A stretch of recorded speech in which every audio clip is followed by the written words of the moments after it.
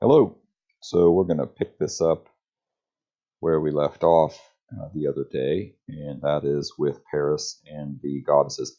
This is a mosaic from Pompeii, and so here's Hermes. He's led the goddesses here to Paris, and notice the one sitting down, that would be Hera, and the one with the helmet, of course, is Athena, and then the one who's just a little more, what's the word we're looking for? Snazzy dresser would be Aphrodite. So Aphrodite had said, I'll come back. We'll square up. Get that. Well, square up, wrong phrase. We'll figure out this whole thing with the most beautiful woman in the world.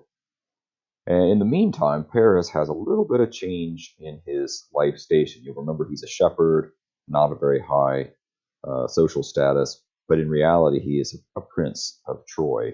And so several things happen that lead to this change of life for him.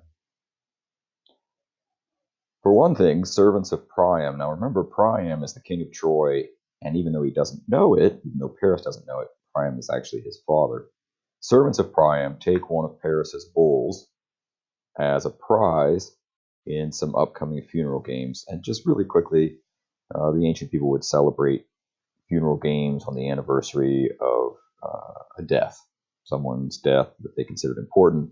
They would have funeral games, and it was really a very big deal. And these funeral games, interestingly enough, are in honor of Priam's dead son.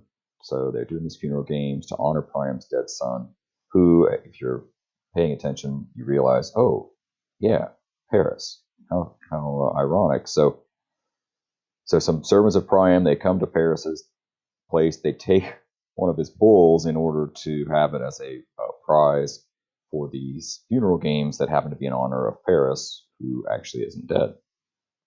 Well, Paris isn't very happy about this, and so he decides, all right, I'm going to go compete.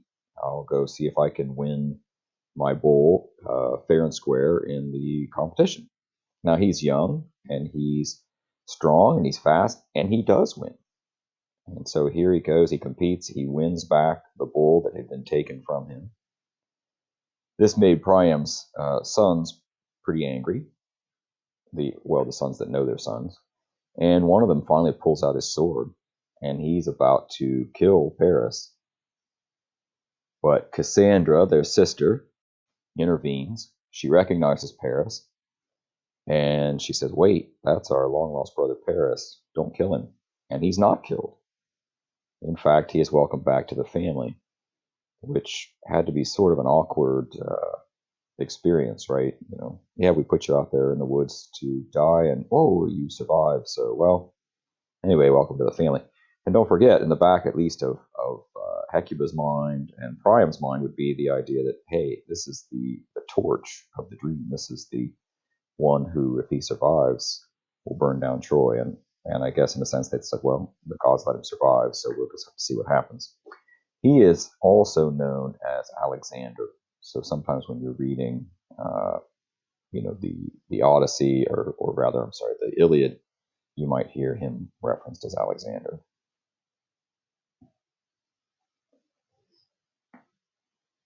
All right, so what is Cassandra's story? A little backstory on her. She is the daughter of Priam and Hecuba,